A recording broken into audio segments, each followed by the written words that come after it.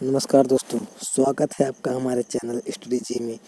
दोस्तों, भारत भूगोल के अंतर्गत अक्षांश और देशांतर टॉपिक में हम पिछले पार्ट में 15 क्वेश्चंस को सॉल्व कर चुके थे और इस पार्ट में हम 15 क्वेश्चंस को सॉल्व करेंगे। दोस्तों, अगर अभी तक आपने हमारे चैनल को सब्सक्राइब नहीं किया है तो प्लीज़ सब्सक्राइब कर लें। तो आइए शुरू करते हैं। 16 नंबर क्वेश्चन है, संपूर्ण भारत के कितने प्रतिशत भूभाग पर पठार का विस्तार पाया जाता है? ऑप्शन ए है 10.7%, ऑप्शन बी है 18.6%, ऑप्शन सी है 27.7% और ऑप्शन डी है 29.3%। तो दोस्तों, भारत के 27.7% भाग पे पठारों का विस्तार पाया जाता है और अगर बात करें मैदानों की तो भारत के 43% भाग पे मैदान का विस्तार पाया जाता है। तो इसमें हमारा 27.7% सही हो जाएगा। 17 नंबर क्वेश्चन है, संपूर्ण भारत के कितने प्रतिशत भूभाग पे मैदान का विस्तार पाया जाता है? तो अभी मैंने आपको बताया कि भारत के 43% भाग पे मैदान का विस्तार पाया जाता है।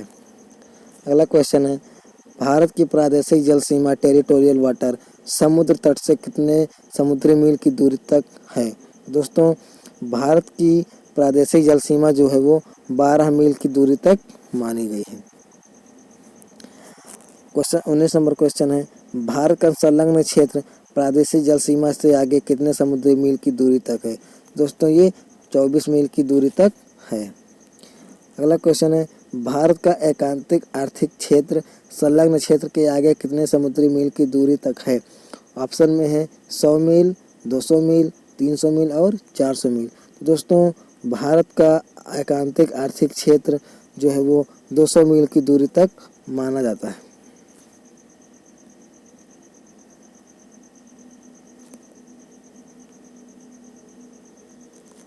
21 नंबर क्वेश्चन है, भारत के कितने राज्य समुद्र तट रेखा में हैं? दोस्तों, भारत के 9 राज्य जो हैं वो समुद्र तट रेखा में हैं, जिनमें गुजरात, दोस्तों गुजरात की जो समुद्री सीमा है वो भारत की सबसे बड़ी समुद्री सीमा मानी जाती है। दोस्तों, इसमें गुजरात, महाराष्ट्र, गोवा, कर्नाटक, केरल, तमिलनाडु, आंध्र प्रदेश, उड़ीसा और पश्चिम बंगाल राज्यों की सीमा समुद्र तट से मिलती जुलती है। 22 नंबर क्वेश्चन है, भारत में निम्नलिखित में से किस राज्य की तटरेखा सबसे लंबी है? तो मैंने भी आपको बताया कि गुजरात की जो तटरेखा सबसे बड़ी तटीय रेखा है भारत की। 23 नंबर क्वेश्चन है, निम्नलिखित भारतीय राज्यों में से किससे होकर कर्क रेखा नहीं गुजरती? तो दोस्तों, कर्क रेखा जो है वो भारत के 8 राज्यों से होकर गुजरती है, जिसमें से राजस्थान, गुजरात, मध्य प्रदेश, छत्तीसगढ़, झारखंड, पश्चिम बंगाल, त्रिपुरा और मिजोरम जैसे राज्यों से होकर गुजरती है। तो इसमें से उत्तर प्रदेश हमारा ऑप्शन में सही हो जाएगा। 24 नंबर क्वेश्चन है, कौन सी अक्षांश रेखा भारत के मध्य से होकर गुजरती है? दोस्तों, कर्क रेखा है, यानी 23.5 डिग्री उत्तरी अक्षांश रेखा है जो भारत के बीचों बीच से होकर गुजरती है। अगला क्वेश्चन है, कर्क रेखा भारत के कितने राज्यों से होकर गुजरती है? तो दोस्तों, कर्क रेखा भारत के 8 राज्यों से होकर गुजरती है। निम्नलिखित में से किस राज्य से होकर कर्क रेखा नहीं गुजरती?